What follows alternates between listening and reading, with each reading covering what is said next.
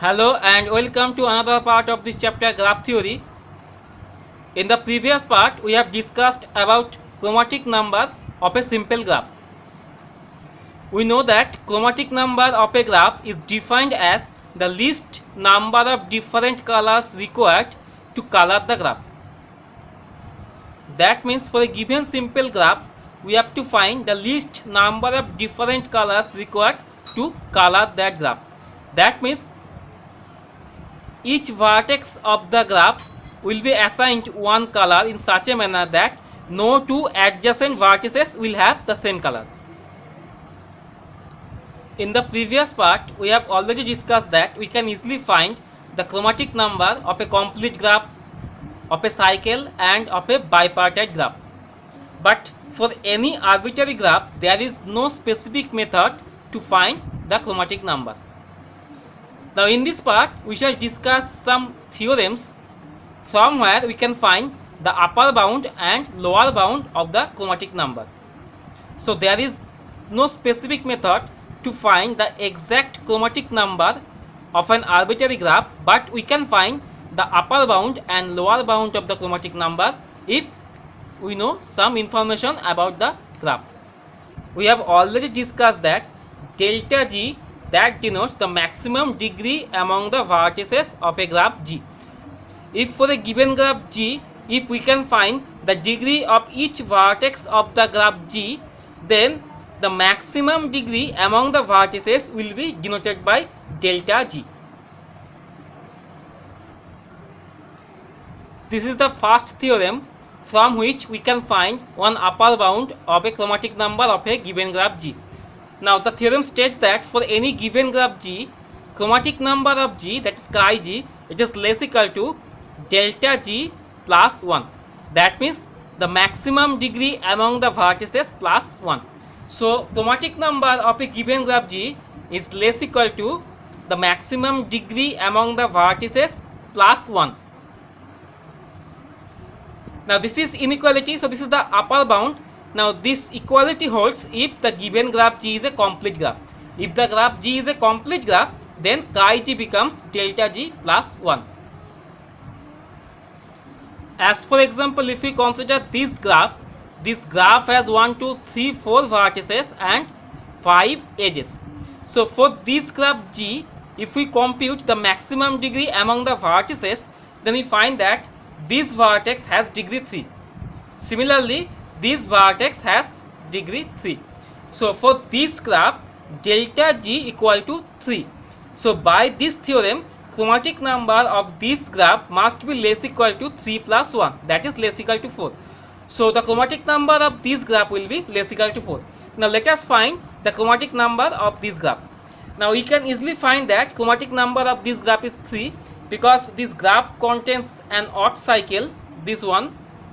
So chromatic number of this cycle is 3. So as for example, if we color this vertex by blue color and this vertex by white color and this by yellow color, then the fourth vertex can be colored with yellow color. So this graph can be colored with only 3 colors. So this 3 is the chromatic number of this graph. So for this graph, this condition is satisfied. We consider one more theorem from which we can find upper limit of chromatic number of a given graph G. Now this theorem is known as Brooks theorem, and it states that let G be a connected graph with delta G greater or equal to 3, and if G is not a complete graph, then chromatic number of G is less equal to delta of G. So for a given graph, if we can find that delta G is greater or equal to 3, that means maximum degree of the vertices will be greater or equal to 3, and if the graph is not a complete graph, then chromatic number of G, this will be less equal to delta of G. Now remember that this theorem is satisfied only if the graph is not a complete graph. Now as for example, if we consider this graph, this is a connected graph and this is not a complete graph, and if we find the maximum degree among the vertices, then we find that this delta G will be 3 because these two vertices are of degree 3.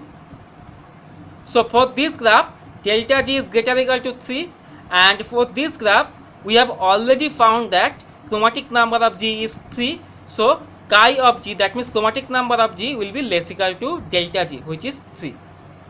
So for this graph, this Brooks theorem is satisfied.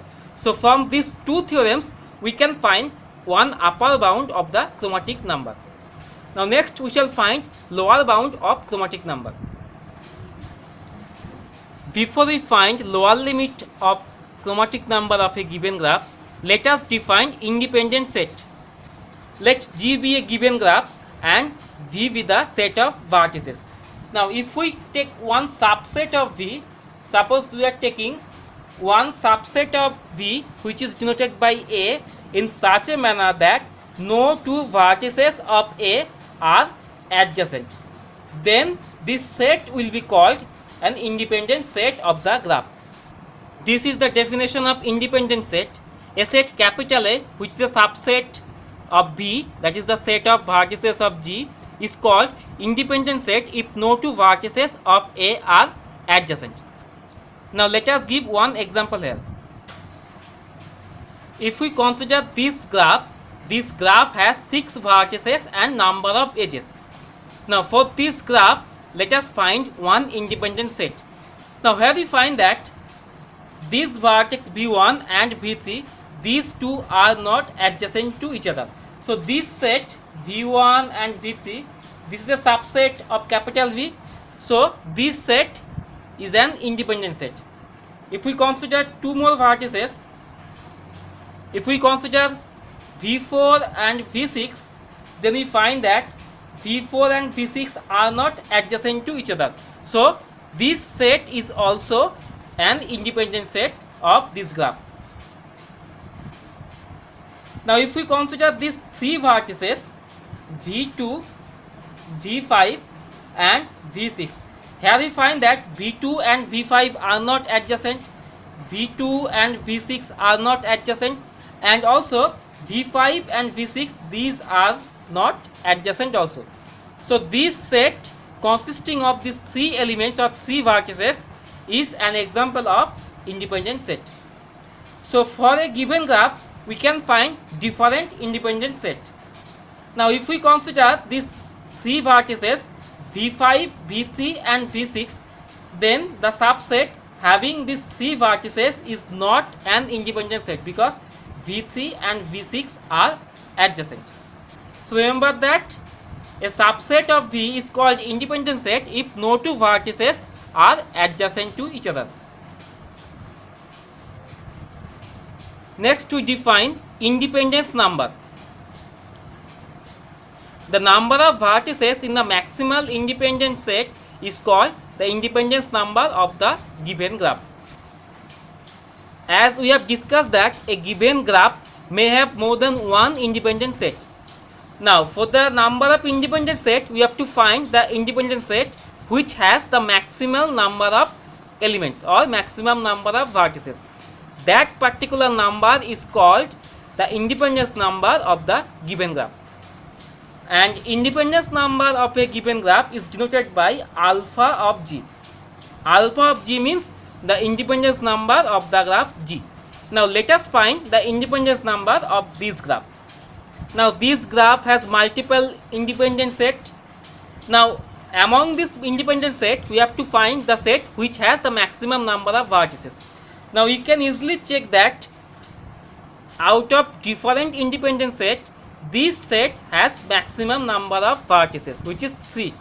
So this 3 is the maximum number of vertices in the independent set. This set has 2 vertices, this set has 2, and this set has 3 vertices. So this is the maximum number of elements in the subset of the vertices. So this 3 is the maximum number of vertices in the independent set. So the independence number of this graph is 3.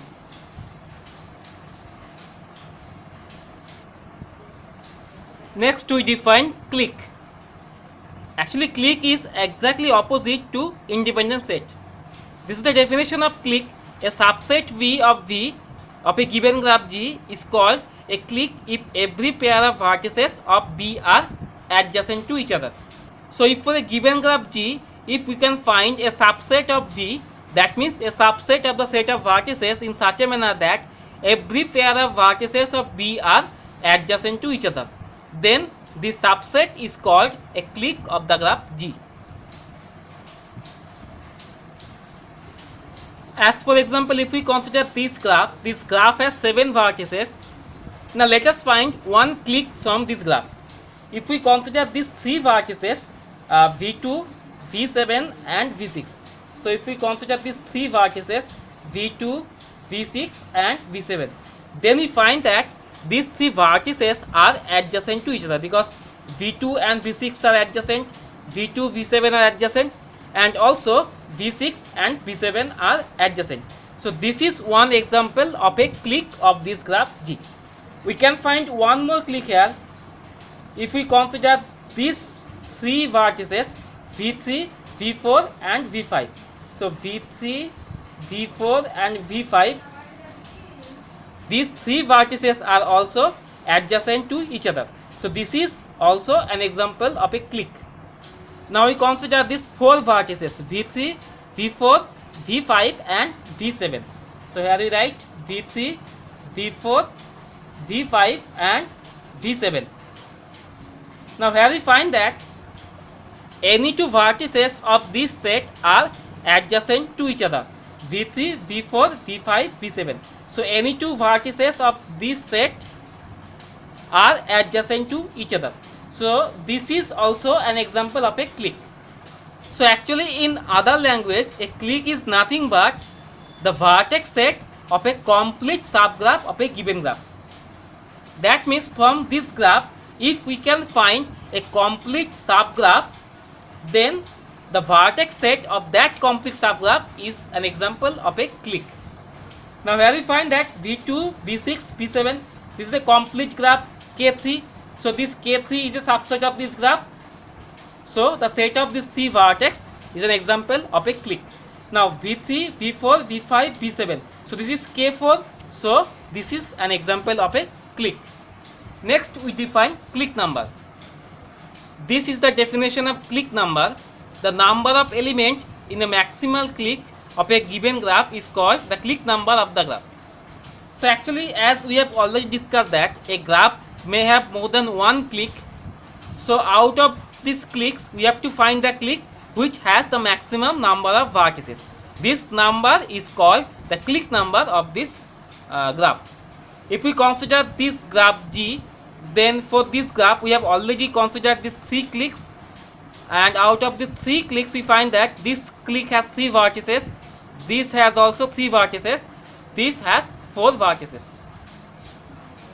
So if we find different cliques, then out of these different cliques the maximum number of vertices will be 4. So clique number of this graph is 4, and clique number is denoted by omega of G. So for this graph, clique number is 4. Next we consider 2 theorems from where we can find one lower bound of chromatic number of a given graph G. Now the first theorem states that for any graph G with n vertices, chromatic number of G, this is greater or equal to n by alpha G, and we know that alpha G is the independence number of the graph G. Now we can check that for any graph G, this theorem holds true. And the next theorem is for any graph G, chromatic number of G, it is greater or equal to omega G, that is chromatic number is greater or equal to clique number. Now if we consider this graph, then we have already found that a clique number of this graph is 4. So chromatic number of this graph will be greater or equal to 4. You can easily check that chromatic number of this graph is greater or equal to 4. So if independence number and clique number of a given graph can be found, then we can easily find lower bound of chromatic number. Next we define perfect graph. This is the definition of perfect graph. A graph G is called a perfect graph if for any subgraph H of G, chi H equal to omega H. That means for a given graph G, if we take any subgraph H of the graph G, then chromatic number of this subgraph will be equal to the clique number of this subgraph. If this condition is satisfied for any subgraph of G, then the graph G is called a perfect graph. Otherwise, the graph is not a perfect graph. That means if we find one subgraph of G such that chromatic number is not equal to the clique number, then the graph G is not a perfect graph. Now we give one example. We know that this is the graph K4, the complete graph having 4 vertices, and this is an example of a perfect graph. You can easily check that if we take any subgraph of this graph G, then the chromatic number of that subgraph will be equal to its clique number. So as for example, if we consider this subgraph,